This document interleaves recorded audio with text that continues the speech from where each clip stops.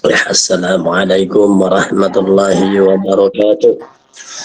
Waalaikumsalam warahmatullahi wabarakatuh. A'udzu billahi minasy syaithanir rajim. Bismillahirrahmanirrahim. Hamdan syakirin, hamdan na'imin, hamdan yuwafi ni'amahu wa yukafihu mazidah. La haula wa la quwwata illa billah. Wassalatu wassalamu ala Rasulillah wa ala alihi wa ashabihi wa man walah. Amma ba'dah. Seluruh jamaah yang tergabung di Aula Iwamitul R di pagi yang penuh barokah, yang insya Allah kita semua selalu mendapatkan ridho dan inayah dari Allah Subhanahu wa Ta'ala. Hari ini 2 pekan sekali kita bertatap suara di aula yang insya Allah ini sebagai salah satu cara kita bisa melakukan sesuatu yang baik, dan ini adalah terobosan baru yang diciptakan oleh manusia dan diridhoi oleh Allah, dan dengan bimbingannya yaitu kita bisa melakukan satu kegiatan walaupun hanya sekedar bertatap suara. Memang tidak ada yang sempurna, ya, tapi bukan kesempurnaan yang ada, tapi paling tidak kita adalah berusaha untuk menjadi orang yang bisa menyempurnakan kewajiban kita. Satu makalah menjadi pedoman bagi kita, walaupun melakukan hal yang tidak sempurna, adalah satu kaidah fikih yang mengatakan bahwa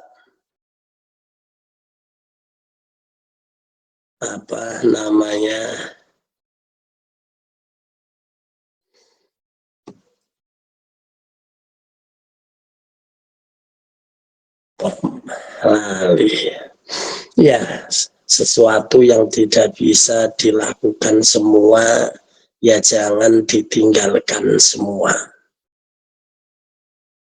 Ma la yudraku kulluh, ma la yudraku kulluh, ya, sesuatu la yudraku kalau orang bisa dan lakoni kulluhu ya sekabiane, ya la yudraku ojo ninggal kulluhu sekabiane. Sesuatu yang tidak bisa dilakukan dengan sempurna, ya jangan ditinggalkan, terus akhirnya tidak mau melakukan. Nah, inilah semangat kita untuk kegiatan-kegiatan yang ada di on air. Kita bersyukur menjadi pelopor, bahkan kayaknya ini bahwa kegiatan semacam ini jauh sebelum corona, bahkan baru pada sadar karena adanya lockdown dan sebagainya, mereka menggunakan fasilitas on air untuk berkumpul, bertemu dan sebagainya. Sampai kiai saya, guru saya yang dulu ya bersama atau membersamai kita di awal-awal on air ini berdiri, setelah adanya lockdown kemarin, pesantren tidak boleh ngaji. Wah, gawat. Akhirnya dengan fasilitas yang ada, ngajinya lewat on air. sampai hari ini. Ini alhamdulillah. Ya, mereka ya pernah ngomong saya, ora kowe biyen gawe acara sing ning Taiwan kae aku kaget. Iku padha kumpul apa piye kok iso padha kerja kok kumpul-kumpul. Lah entuk duwe apa ora? Nah, beliau berkata begitu. Tapi akhirnya saya menyampaikan bahwa di sini tidak semua berkumpul, tapi hanya berkumpul di suara dan menggunakan telinga. Kok iso? Kok suaranya kok kumpul kabeh lah nggih wong kumpule teng anu. Nah, itu saja dulu. Hari ini beliau baru tahu teknologi tenan. Ya benar. Ya katanya begitu. Alhamdulillah. Mudah-mudahan keberkahan ini akan terus kita dapatkan dan kita berharap mendapatkan ya pahala wis dapat ridho dari Allah. Oke, kita lanjutkan untuk pembahasan di hari ini. Apa namanya, mengacu tentang apa namanya seorang thalabul ilmi itu harus bersifat bagaimana. Nah, ini di sini ada seorang ulama, dia beliau bertemu dengan ya seorang ulama yang ahli menenun ya kapas. Kola ya wis ngendika sapa rajulun ya wong, yang rajulun itu ya wong, kalau disemukan di sini adalah wong lanang ya ini memang, tapi untuk perempuan pun tetap aja kalau di apa pasti wong, itu rajul itu adalah seseorang. Liman suri maring kiai apa namanya Mansur Al-Halaj. Jadi seorang bertemu apa dengan apa Yai Mansur Al-Halaj. Al-Halaj itu adalah tukang tenun atau tukang memintal kapas. Beliau apa namanya ya berharap ausoni mugi-mugi paring pangendika panjenengan, paring wasiat panjenengan ing kula. Jadi Mansur Al-Halaj itu dimintai untuk memberikan wejangan. Faqala mongko ngendika sapa yo Yai Mansur Al-Halaj, dia nafsuka illam taswilha syaholatka, ya utawi ya wasiat ingsun iku nafsuka nafsu ira, ini sedang berikan wasiat, illam tusrilha mongko lamun orang ngetungkulake sira ing yo nafsu, syaholatka mongko bakal ngentukulake apa nafsu ing sira. Ini kata-kata luar biasa. Ini menunjukkan bahwa yang namanya orang hidup itu harus bergerak. Harus bergerak, harus selalu berpikir, dan harus selalu bertindak. Ya, dan apa kalau kita tidak bergerak, maka nafsu kita lah yang akan menguasai kita. Itu makanya benar orang ulama ya Imam Syafi'i mengatakan ra'aitul wuquf falma yufsidu. Ra'aitu ningali sapa ingsun wuquf falma ing apa mandeke banyu, yufsiduhu mongko rusak apa banyu. Ini ternyata benar. Jadi air itu memang harus bergerak. Kalau tidak bergerak, maka air itu akan menggenang dan akan rusak. Kalau tidak percaya silahkan kita air di ember atau di apa yang tidak apa namanya ya tertutup ya, kalau tertutup juga sama tapi tidak bergerak.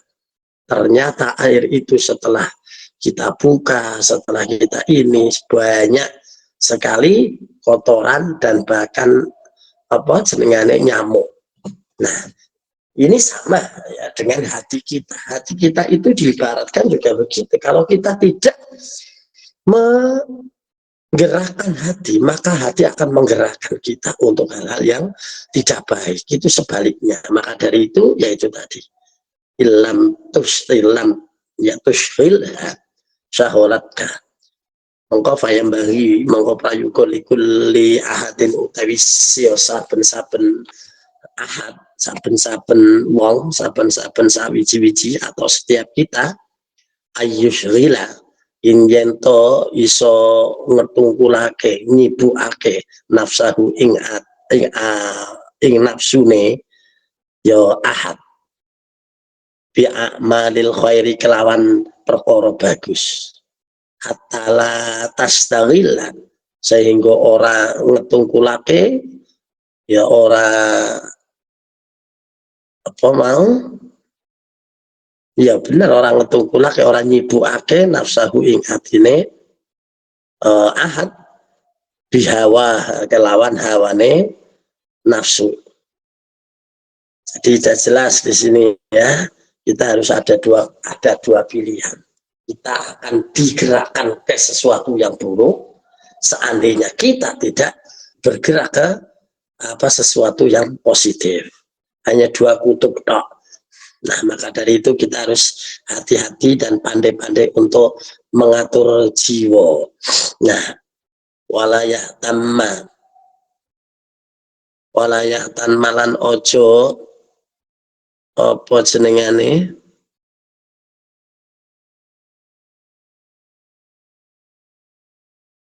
yen to podo yo merintah mrihatinake hamman walayah tamalan apa yen to podo mrihatinake al aqilu sapa al aqilu sing mrihatinake al aqilu wong kang duweni akal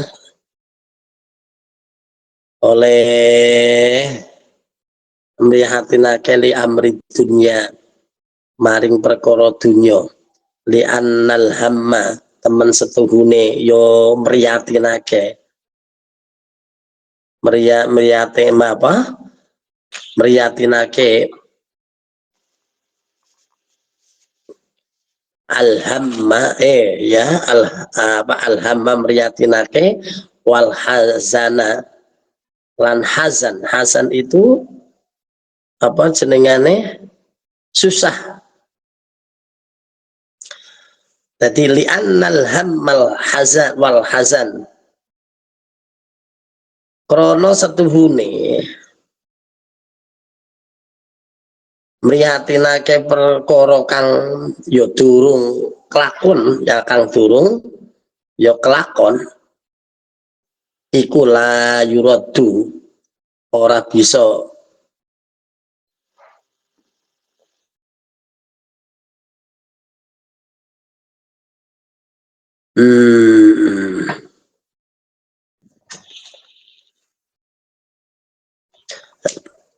la yuradu ora bisa mbalekake utawa nolak al musibata ing musibah wala yanfa'u lan ora iso manfaati apa ham apa bal yadurru balik melarati qalba ing qalba ing ati wal aqlu lan akal wal badan wal aqla lan akal wal badan lan badan. Di sini dikatakan bahwa orang yang apa namanya selalu berpikir hal-hal yang kita sendiri tidak bisa memastikan atau belum jelas, sesuatu itu akan apa namanya merusak hati, merusak pikiran dan merusak badan. Ya ini satu hal yang telah dirasakan banyak orang terdahulu. Sampai hari ini pun mungkin kita bisa itu melihat. Nek wong kok mikir barang sing urung genah. 是要 Kowe 很快，晚上再看看，等一下看看。昨天呢，昨天129还好，昨那天很好。Seperti Susanti, Timur. Seperti Susanti. Oke, sudah ya, mungkin kelupaan. Jadi coba kita pikirkan bersama. Mungkin kita telah atau sedang melakukan pikiran yang gerambiang, memikirkan andainya, seandainya. Kadang-kadang menyesali sesuatu yang telah berlalu dan berharap sesuatu yang belum jelas. Akhirnya jadi pikiran. Setelah jadi pikiran itu apa? Masuk dalam hati kita itu bergerak mempengaruhi akal, otak. Setelah itu bukan hanya sekedar otak, tapi badannya itu biasa terganggu, jadi sakit, kurus dan sebagainya. Coba dilihat, bisa nggak kayak gitu? Nah, kalau kayak gini awas hati-hati. Berarti kita melakukan hal yang muspro, yang percuma. Ini pentingnya bahwa kita itu harus kita kembali kepada hal yang membuat atau menakdirkan satu masalah. Bedanya ini loh, saya kemarin baru ngaji ke Gus Kausar ya. Di YouTube itu ada satu perkataan yang baik ya, walaupun baiknya ini begini. Iya. Jadi bukan Gus Kausar, malahan Gus Bahaya mengatakan begini, bedanya antara Islam, pemikiran Islam dan pemikiran kafir itu hanya satu bedanya. Apa itu? Bedanya adalah hanya Allah. Makanya teori-teori yang ada di dalam Al-Quran apa saja, itu seandainya tidak ada lafal Allah, maka teori itu sebetulnya teori umum yang diakui oleh siapa saja. Nah ini, jadi bedanya hanya satu, karena ada Allah lah. Jadi orang kafir yang tidak percaya, itu prosesnya sama dengan kita sebagai orang yang beriman. Ya termasuk dalam hal masalah, harus dalam hal apa dan sebagainya sama. Jadi kita tidak usah berharap bahwa kalau kita jadi orang Islam terus jadi orang yang tidak ada masalah. Salah besar. Karena masalah itu adalah punya orang. Nah kalau kita mengaku orang, ya pasti kita punya masalah. Baik orang kafir atau orang muslim atau siapa saja. Hanya bedanya orang Islam itu setiap punya masalah, dia punya Allah. Tapi mereka tidak. Loh, bedanya itu aja. Makanya orang kafir itu mengandalkan bahwa setiap sesuatu itu adalah dari awake dhewe. Pokoknya bisa berhasil atau tidak, ya diri sendiri. Dia tidak menyadari ada hal yang lain. Sehingga jika dia itu menjadi orang yang hebat berhasil, dia akan sombong, melalaikan Allah. Tapi kalau dia tidak berhasil, menjadi putus asa dan bahkan bunuh diri. Banyak kan?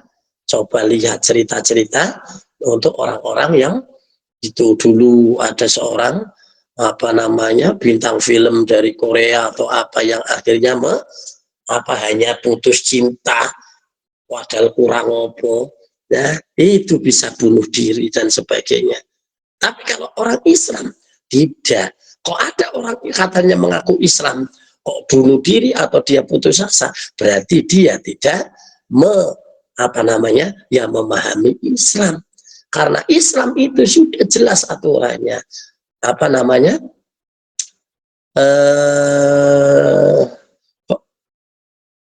Jika kita itu mengalami sesuatu bahwa apa namanya, faida asobathum musibah qalu inna lillah wa inna ilaihi rajiun. Jadi setiap sesuatu itu harus kembalikan. Kalau kita tidak sadar, kalau tidak kuat, kembalikan kepada Allah. Maka banyak orang-orang yang menganggap bahwa apa namanya, kita itu harus benar-benar memaksakan diri sehingga stres. Itu tidak dibenarkan. Ya, makanya jelas itu. Ayatnya jelas. Satu ayat tapi bermakna ganda. Dan itu sangat luar biasa. Apa itu? Bahwa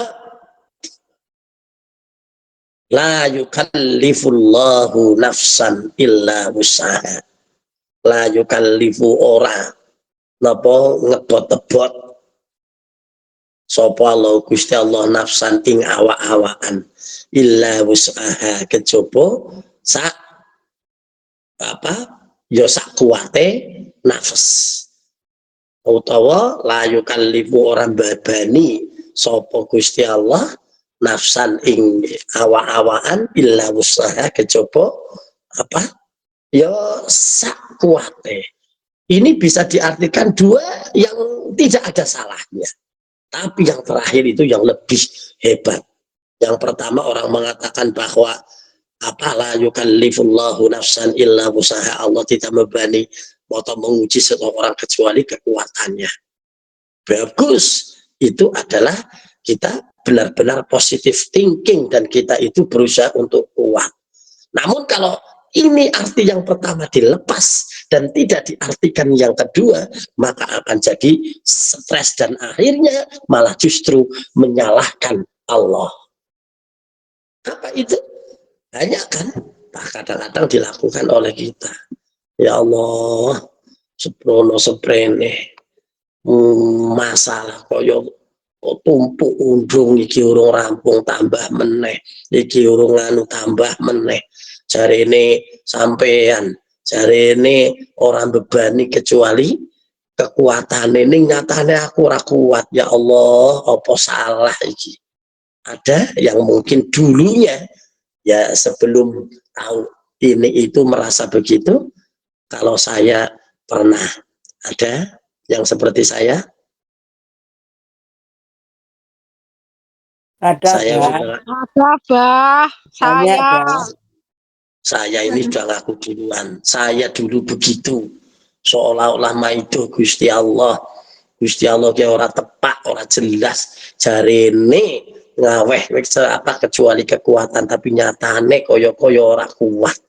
Nah, apakah Allah itu salah? Tidak. Ternyata bukan itu arti sebenarnya.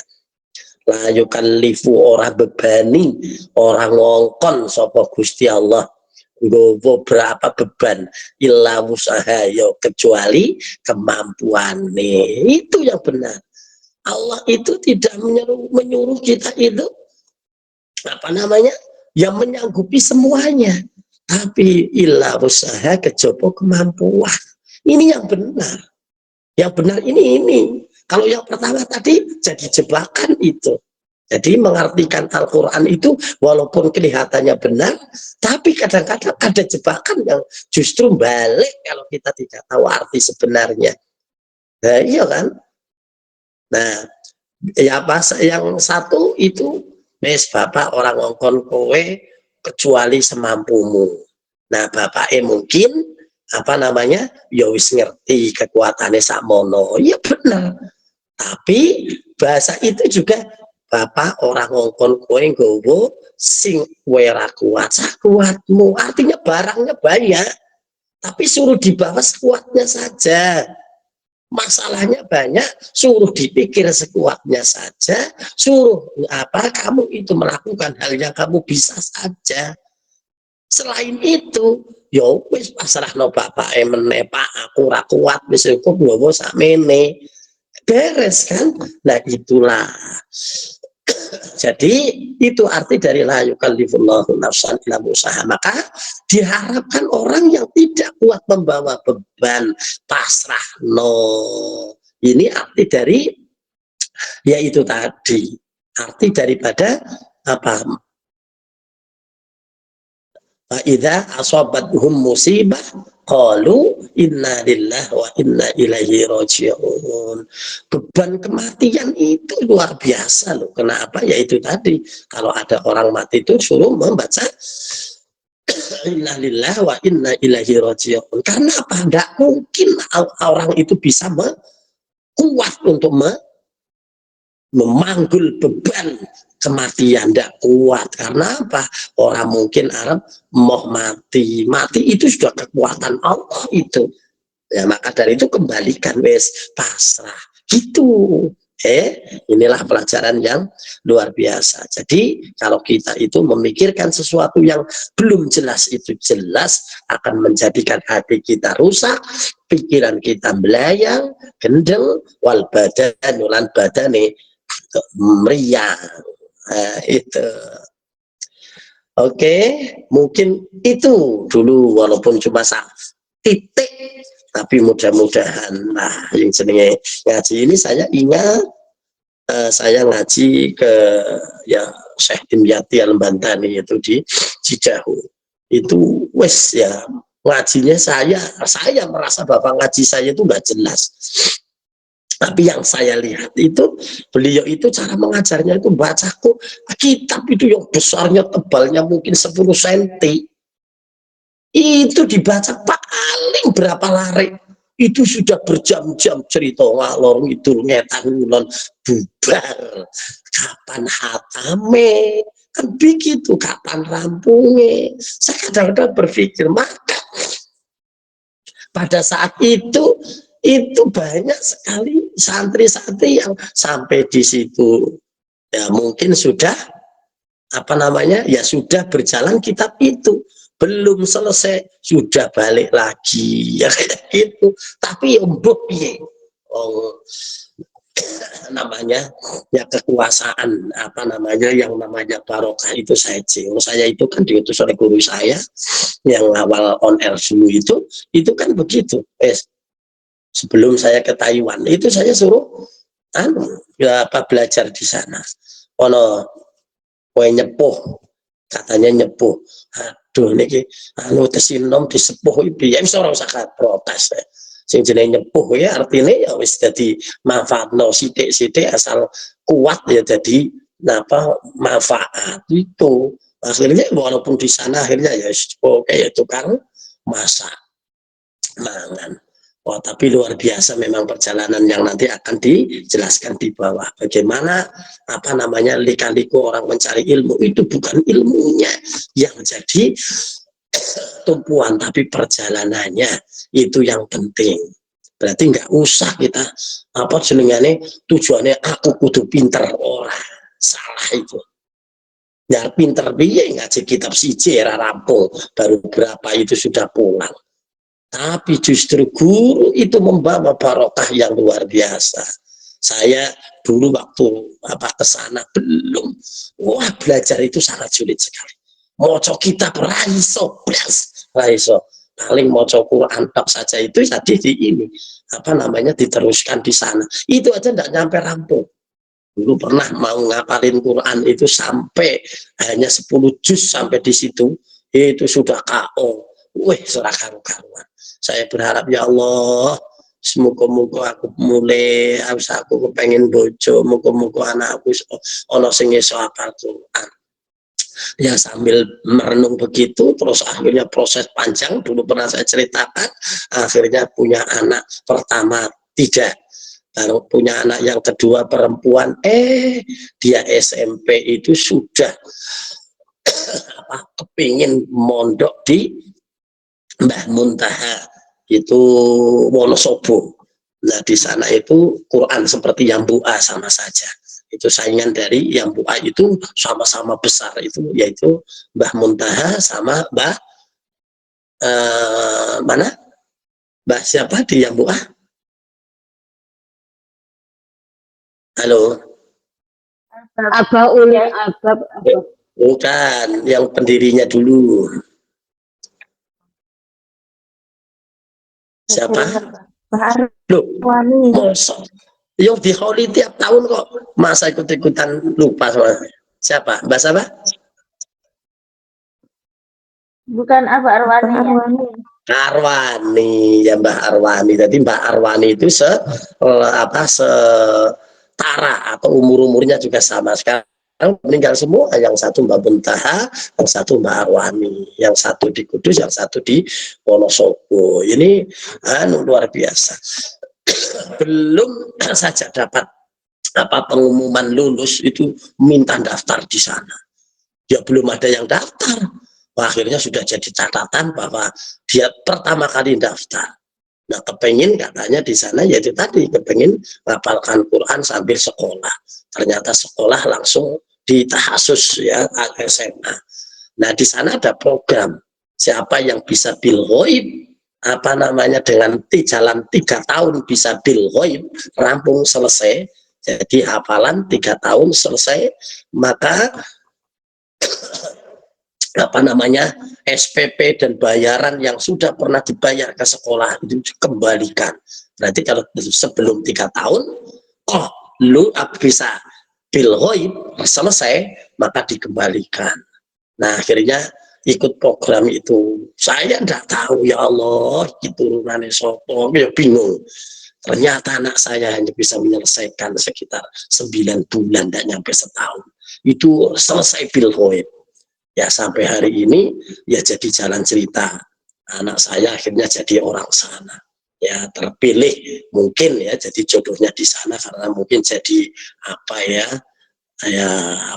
jadi bintang ya istilahnya akhirnya dapat orang sana yang dulu barangkali saya pakai pakaian hitam itu ada kan di untuk itu ya itu jadi aneh. Maka dari itu ya itulah kadang-kadang begitu orang tiba ngawak ya tiba ngana. Maka dari itu kita ayolah lakukan apa yang sebisa kita, selebihnya serahkan kepada Allah. Mungkin itu kurang lebihnya maaf. Kita lanjutkan dengan si malakama. Silakan inspirasikan masalah Anda lah langsung aja kami akan membantu Anda. Ini kata-kata yang enggak jelas tapi bisa diperjelas ya, karena hidup begitu, kadang-kadang hidup ini enggak jelas tapi bisa diperjelas karena masalah itu. Maka dari itu makanya inspirasi. Apa itu inspirasi? Inspirasi ya supaya berpikir bagaimana, itu kan namanya inspirasi, bagaimana caranya ya. Nah, maka diinspirasikan masalah Anda. Oke, monggo dilanjutkan moderator. Ayo. Oke. Monggo ibu-ibu yang mau bertanya silakan. Masih banyak waktu. Papa Sonia, Iwa, Mici, Kalau nggak ada yang Allahu bertanya, Akbar, yang Barakallah. bertugas harus punya pertanyaan. Ayo, silakan. Assalamualaikum warahmatullahi wabarakatuh. Waalaikumsalam warahmatullahi wabarakatuh. Allahu Akbar, barakallah. Ajeng Tanglet. Kemarin itu kan waktu saya sholat maghrib ya. Buyutnya nenek itu 2 anak kecil-kecil ya. Itu loncat-loncat di depan saya waktu saya sholat. Terus ya waktu saya mau sujud, saya dorong dia ke pinggir itu sholatnya sambutan. Terus dia itu pakai sandal bisa gede. Oke, ya sudah. Ya, Memang ilmu itu bisa keluar dari pertanyaan. Akhirnya muncul ilmu karena pusatnya ilmu adalah Rasulullah SAW. Apakah sah anak kecil yang mengganggu sholat ya? Sah-sah saja. Karena Rasulullah saja juga diganggu oleh cucunya, yaitu Hasan dan Husain. Ribut itu kalau lagi sekolah, kalau lagi sholat. pernah dinaikin punggungnya untuk jaran-jaranan padahal lagi sujud. Nah kan, gimana itu? Akhirnya ya Rasulullah itu menunggu sampai dia turun, jadi enggak menyat-menyat, karena menyat jatuh. Nah, kalau menyat itu jatuh karena saking sayangnya. Nah kalau saya enggak, anak saya kok naikin punggungnya, anak saya yang kembar itu namanya itu juga gitu, malah di kepalanya. Ya tetap saja saya itu menyat, tapi dengan cara apa? Ya tak pelorotnya lewat kepala, tapi kalau dia di punggung ya tak cekel tangannya ben orang kewalik, terus kalau naik melarot ya sudah itu sering sekali itu kalau mau sholat itu begitu. Jadi nunggu kalau mau ruku saja sudah diancar-ancar bagaimana caranya, begitu langsung sujud dinaikin lagi, aduh.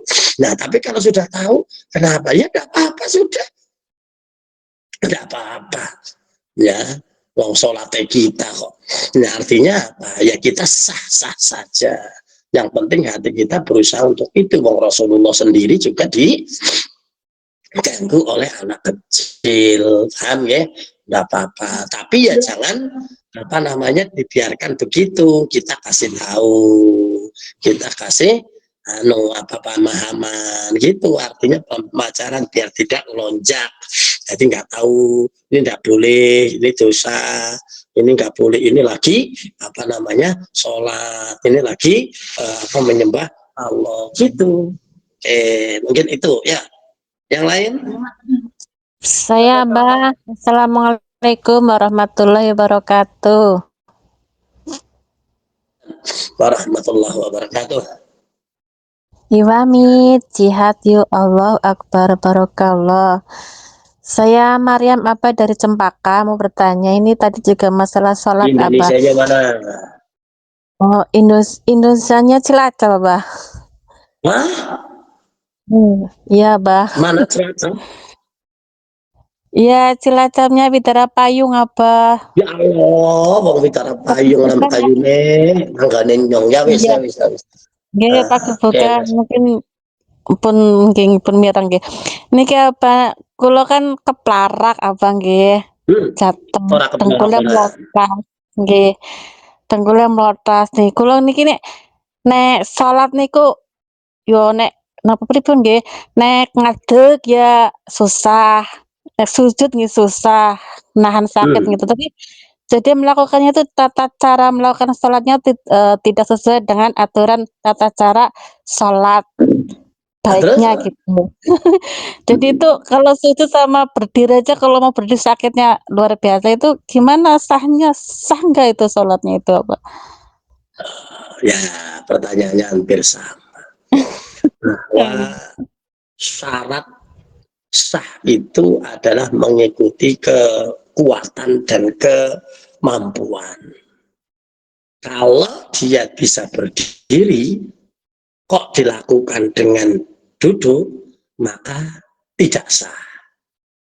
Ya maksudnya kalau dia bisa bergerak dengan mampu, kok dia mungkin pura-pura atau mungkin melakukan dengan sembrono sembarangan, tidak sah. Tapi kalau memang bisanya itu tetap sah. Makanya ya itu tadi, tidak bisa berdiri sambil duduk, tidak bisa duduk sambil berbaring, tidak bisa berbaring sambil isyarat, ute apa sing bisa coba. Nah ya kalau bisa jari ya jari, yo meripat itu kalau tidak bisa utek-utek ya disolati. Nah kan sah semua, jadi kemampuannya itu disolati ya yang meninggal apa? Ya, iya, tapi wajib itu sebetulnya, karena memang orang mati itu wajib sholat, karena dia tidak bisa melakukan ya disolati oleh orang lain. Nah, selama kita bisa ya wajib sholat semampu kita. Nah kemarin ini kempol, ngerti kempol? Bahasa Jawa Timur kempol apa? Petis. Petis Ya. Indonesia petis. Iya, ini kemarin saya itu ya 1 bulan kemarin itu kena knalpot. Ya karena terbuka tidak ada penutupnya, wah akhirnya cos. Lebarnya itu bisa 10 cm, itu panjangnya hampir 15 cm. Waduh, ini sholat saya tidak bisa sempurna. Ya karena apa? Ya kalau sujud mungkin bisa, rukuk bisa. Begitu sujud, ya kakinya ya kakinya itu dengkulnya itu nggak bisa ngambah orang pasti ya. Nah itu dulu pernah juga saya jatuh yang dengkulnya melocot itu sampai ke celananya saja itu jatuhnya itu nggak mandang-mandang, hebat itu jatuh di puncak Bogor. Wah itu kan orang hebat itu kalau jatuhnya saja di tempat wisata. Iya. Ada senang naik sepeda motor ke Banten lewat puncak, nah di sana kepleset itu ngerem, ada aspal yang aspal yang kepanasan itu langsung goleng, langsung pada lagi turun guling-guling sampai padahal nggak banter itu ya. Itu akhirnya dengkulnya ya sering sekali saya sholat tidak menggunakan dengkul yang kanan, kebetulan yang kanan itu. Dan sering itu sah-sah saja semampunya, paham ya? Tapi boleh ya Pak ya, tadinya mau sholat duduk tapi masih bisa berdiri, jadi saya nggak berani duduk. Ya kalau berdiri sekarang dibeli pakai kursi, bisa berdiri, rukunya bisa, nanti duduknya pakai kursi. Oh nggak boleh duduk, Iya. Itu bagus. Itu bagus, nggak usah duduk sampai bawah, karena pakai bawah kalau sudah apalagi dengkulnya yang apalagi kecedit nanti nggak bisa nekuk, ya pakai kursi. Banyak sekarang orang-orang yang pada di masjid bawa kursi, ya karena dia sudah pikun, karena udah nggak bisa duduk. Pernah kemarin saya jamaah saya ngincar itu di dekat jendela. Sampai situ saya disingkarnya apa? Ya disuruh pergi ya sama orang orang yang begitu tua. Saya nggak masuk, nggak tahu itu apa. Nggak tahunya untuk rambatan. Jadi kalau mau bangun itu dia itu cekelan itu tralis jendela yang itu jadikan dari besi, itu bisa dicandah untuk dia berdiri lagi. Kale pinter. Jadi tempat itu spesial, nggak boleh orang. Makanya kalau orang yang ada di situ itu kata orang itu nggak boleh jadinya di sana, itu untuk rambatan. Ya sudah bagus itu. Oke, jadi begitu, boleh. Jangan sampai tidak sholat karena sulit, jangan. Pokoknya sebisanya. Walaupun sakit sampai tidak bisa ngapa-ngapain, seperti Nabi Ayub. Nabi Ayub itu tidak bisa ngapa-ngapain, tetap sholat. Ya tetap hatinya sholat. Ya karena itu memang hanya isyarat saja, itu boleh. Oke, begitu. Kalau kepengen enggak sholat gampang. Gimana kalau kepengen? Kalau kepengen enggak sholat sehat, tapi boleh enggak sholat, itu gampang. Gimana caranya? Ya disolati. Bukan. Stres, gendeng. Ini mau gendeng, walaupun sehat, kuat itu tidak wajib sholat.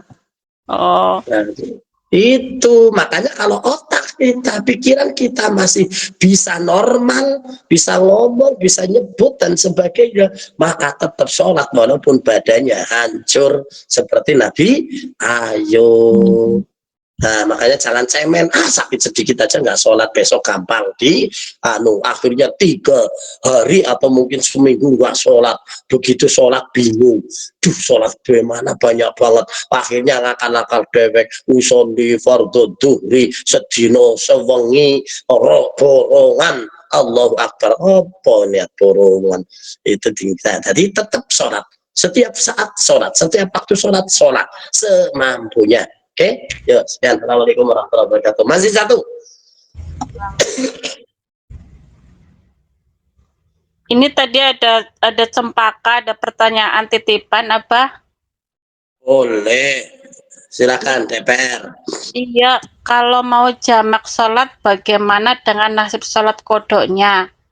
Misalnya dia mau jamak takzim, sholat asar, ke duhur, sedangkan dia punya kodo sholat duhur dan asar, seperti itu kiranya. Itu gimana? Betul ada kodok juga. Oke, kodok karena dulu belum tahu, itu kan? Belum sholat. Kapan? Berapa hari? Berapa hari? Enggak dibilang berapa hari. Kalau jamak sholat dengan nasib sholat kodoknya gitu, Wabah. Yang namanya qadha itu adalah dainullahi ahaqqu ayyuqdha. Hutang kepada Allah itu lebih untuk diutamakan dibayar. Maka hutang sholat bayarlah. Kapan? Ya semampu kita juga. Umpama kok mau 1 tahun itu kok nggak sholat dari kecil kok era mulang apa orang genah sampai hari ini baru sadar, silahkan ya, silahkan Anda itu mengkodok dengan cara apa ya, dengan cara kalau memang itu silahkan untuk setiap hari itu kalau bisa ya apa sholat double. Ini adalah ikhtiar sholat double, apa zuhur double, asar double. Kok sekarang kok ada apa namanya di Taiwan, nah dilarang ya, ada ajaran ada ini, ada solusi bahwa karena sulit sholat itu akhirnya di apa namanya di jamak qashar. Gimana itu ya, jamak qashar pada hari itu dahulukan kalau masih ada waktu ya sholat, kalau enggak ya niat wudu, niat kodong kok bengi nek gelem sholat kodo apa kodo itu kan harus dibayar kapan saja. Nah, tapi kalau untuk harian ya tetap harus setiap waktu, jangan sampai numpuk-numpuk. Kalau sampai orang kober, yang penting sholat yang apa namanya sedang berjalan atau yang akan datang harus terus dilakukan. Lu sing biyen berusaha lah untuk dibayar. Kok sampai orang iso bayar apa dengan apa kekuatannya ndak mampu, pokoknya niatnya bayar. Ya, sampai bener-bener nggak bisa bayar, wallahu a'lam. Tapi yang penting jangan sampai kita niat saya nggak akan bayar, itu berarti niatnya nggak jelas ya. Kalau pas sempat kodo, kalau pas sempat kodo, kok bener waktu pas ya besok lagi gitu terus. Yang penting apa sholat yang sedang berjalan jangan sampai ditinggalkan lagi. Oke, mungkin itu. Yo, ada lagi? Masih ada? Punten apa nambahi apa? Saumpami ngaten apa? Kalau kita mau kodok itu kodoknya riyen apa ba'diyah riyen apa? Oh, kodok sama ba'diyah. Ba'diyah itu kan sholat sunnah. Kalau sudah punya kodok jangan ada sholat sunnah, karena yang wajib itu adalah ya sholat kodoknya itu utangnya. Jangan malah melakukan sholat sunnah, wajibnya ditinggal, wale-wale. Sudah, daripada waktu untuk apa nama sholat qobliyah ba'diyah, mending untuk ngodo. Sudah gitu. Jangan berarti sudah enggak sholat ba'diyah apa? Ba'diyah apa? Maksudnya gini, sholat wajib, maksudnya kalau mau mengkodok ya apa ya? Sholat wajib dulu, terus sholat kodok, terus ya. Maksudnya riyen apa ba'diyah riyen? Oh, ya begini, kalau kita punya sholat sekarang seumpama nanti duhur, ya sholat duhur dulu dijamas dengan asar, jenengan di situ boleh di apa di ruksoh atau di apa namanya di qashar boleh. Jadi hanya 2 rakaat duhur, 2 rakaat asar. Untuk maghrib 3 kali. Nanti untuk apa namanya untuk isya boleh dengan qashar saja, tapi bukan jamak. Nah, kalau kodok itu adalah bayar hutang. Hutang itu hutang sholat berapa kali, berapa hari, berapa minggu, berapa bulan itu terserah. Kalau hanya 2, mungkin kemarin saya belum sholat duhur lupa dan sebagainya, ya lakukan ya secepatnya. Sekarang pun boleh. Jadi kemarin jenengan dilala sholat duhur kelupaan. Sekarang ingat, ini baru ngaji ini ingat. Oh iya ya, saya kemarin nggak sholat duhur, sekarang berdiri sholat duhur walaupun bukan di waktu duhur, karena itu adalah utang. Bayarnya kan ya sanduene sabisane, nggak harus pakai waktu, enggak. Tapi kalau sholat wajib yang sedang berjalan ya harus pakai waktu. Paham? Paham? Ya, Bingung? Bang. Iya. Tadi sholat subuh, oh lali kawanan, ya pokoknya sekarang sholat subuh sekarang walaupun jam berapa ini, jam 7, dah harus. Wong itu namanya kodok. Kodok itu adalah istilahnya kodok sama ada itu sama artinya ya harus, ya lakukanlah kapan saja karena sudah kelewat waktu, ya waktunya ya kapan saja, lebih cepat lebih baik, walaupun bukan di waktu sholat, walaupun itu di waktu haram. Paham betul?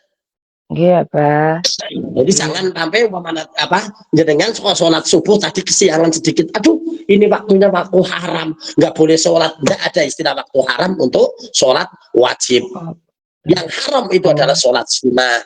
Jadi nggak boleh sholat ba'diyah. Tapi qobliyah subuh ada, ba'diyah subuh nggak ada, nggak boleh. Tapi kodok boleh.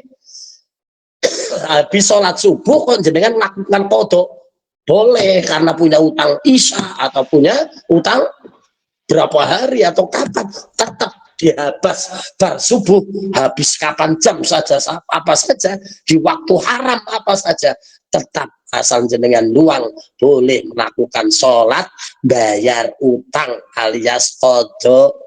Paham? Iya, Pak. Ya udah, mudah-mudahan nggak bingung. Nggak bingung besok tanya lagi karena waktunya udah habis ya. Berarti angsal nggak, Pak? Apa? Nganu qobliyah angsal ya, Pak. Sing mboten angsal ba'diyah nggih. Wah, nah ini kalau sholat sunnah. Kalau sholat sunnah itu kan ada sholat qobliyah, sholat ba'diyah. Kalau waktu subuh nggak boleh sholat ba'diyah subuh. Kalau waktu asar nggak boleh ba'diyah asar, tapi qobliyah boleh. Tapi kalau waktu setelah asar, setelah subuh, walaupun waktu haram sholat sunnah, tapi sholat bayar utang ya harus. Jadi tidak ada istilah haram sholat di waktu haram sholat wajib di waktu haram sholat sunnah, tidak ada. Wajib tetap walaupun kapan saja harus wajib, kecuali memang yang diharamkan dilala lagi datang bulan dan sebagainya, itu kan haram sholat, berarti sholat apa saja nggak boleh, walaupun sholat sunnah ataupun sholat qadha ataupun sholat wajib, ya berhenti dulu total. Oke? Ya, sekian. Ya, besok tanyakan lagi ya, aktif ya. Oke. Kang Mitara Payung juga ngesok apa yang dolan Amerika jadi kemadang. Siapa kue? Sing Mitara Payung main di Mitara Payungnya yuk. Pak bukan apa? Ngetan. Bukan akeh ini alumni Taiwan di sana. Ah, wes karena akibat dire. Oke. Iwami jihad yo dengan perjuangan. Allahu Akbar, barokallah. Alhamdulillahirrahmanirrahim. Kita bersama-sama telah melakukan yaitu kegiatan rutin, yaitu aktivitas untuk belajar. Insya Allah, mudah-mudahan Allah menguatkan kita, mudah-mudahan Allah meluangkan kita, dan mudah-mudahan Allah mampu memaksakan kita, bisa memaksakan meluangkan waktu. Karena ingat tadi ya, kalau kita tidak bisa memaksakan waktu, maka kita akan dipaksakan oleh apa saja. Maka dari itu ayo dan kita itu sibukkan dengan kebaikan, maka kita akan sedikitnya menghindari keburukan. Tapi kalau kita aktif dalam keburukan, kita akan sulit untuk melakukan kebaikan. Oke, mungkin itu ya. Mungkin itu, dan teruskan perjuangan ini, ajak teman-teman. Ini 114 luar biasa, biasanya hanya sedikit. Pokoknya kalau banyak ya tak alam banyak, kalau sedikit ya tak ngomong sedikit. Itu ya, ini untuk kepengurusan, jangan sampai itu merino. Pak Misbah ngomong tok, isine mung 90 ya diomong 90, ya 100 punjul diomong 140, melu kerja. Jangan begitu. Nah, kon namanya menyemangati kok. Nah, kalau kita mau ngalam toh, alhamdulillah sekarang 90, teruskan besok turun lagi, alhamdulillah. Dia gimana? Ya jangan begitu. Ayo kita semangat. Ajak teman kita. Semakin banyak insya Allah semakin barokah akan menghampiri kita semua insya Allah di Iwan ini. Hukumnya untuk bermajelis adalah saya menghukumi wajib. Salahmu benar. Karena apa? Ya karena dengan bermajelis ini bisa bertolabul ilmi. Karena tolabul ini hukumnya wajib. Terus watawasau bil haq juga wajib. Maka dari itu mala yatimul wajib illa bihi fahuwal wajib. Sesuatu ya yang digunakan untuk melakukan kewajiban, maka sesuatu itu jadi hukumnya wajib. Itu mongko ora sing bantah ya ora apa-apa, tak bantai meneh, bantah-bantahan ora apa-apa. Tapi nyatanya memang begitu ya. Mungkin itu saja, kurang minta maaf. Terus kita harus punya keberanian untuk merumos rendaan darbeni di majelis ini ya. Rumos bahwa ini adalah majelis kita. Kalau kita sudah punya, maka kita akan berusaha untuk bagaimana kepunyaan kita semakin membesar, semakin baik. Maka dari itu majelis ini tidak akan kemana-mana kalau bukan kita. Siapa lagi? Kalau tidak sekarang, Kapan lagi? Iya dah. Bismillahirrahmanirrahim. Allahumma shalli ala sayyidina Muhammad sayyidil awwalin wal akhirin wa radhiyallahu ta'ala an ashabi Rasulillah ajmain. Alhamdulillahirabbil alamin. Allahumma rabbana ya rabbana taqabbal minna innaka antas samiul alim wa tub alaina ya arhamar rahimin. Allahumma ya Allah, Allahumma ya Allah, Allahumma rabbana zalamna anfusana fa lam taghfir lana wa tarhamna lanakunanna minal khasirin. Allahumma arinal haqqa haqqan warzuqna ittiba'ahu wa arinal batila batila warzuqna ijtinabah. Allahumma rabbana la tuzigh qulubana ba'da idh hadaytana wa hab lana min ladunka rahmah innaka antal wahhab. Allahumma aftah alaina abwaab rahmatika abwaab fadlika abwaab 'ilmika abwaab rizqika ya Allah wahdina fa inna dhalala wa 'alimna fa inna jahilun. Allahumma ja'al majlis iwami tan'ir majlisan mubarakah majlisan ma'mura majlisan nafi'ah. Allahumma a'izz al-islam wal muslimin, Allahumma a'izz al-islam wal muslimin bi barakati majlis iwami tan'ir. Allahumma rabbana ya rabbana taqabbal minna innaka antas samiul alim wa tub alaina ya arhamar rahimin. Rabbana atina fid dunya hasanah wa fil akhirati hasanah wa qina adzabannar. Wa sallallahu ala sayyidina Muhammad wa hanaka rabbika rabbil izzati amma yasifun wa salamun alal mursalin walhamdulillahi rabbil alamin. Sekian, assalamualaikum warahmatullahi wabarakatuh. Waalaikumsalam warahmatullahi wabarakatuh.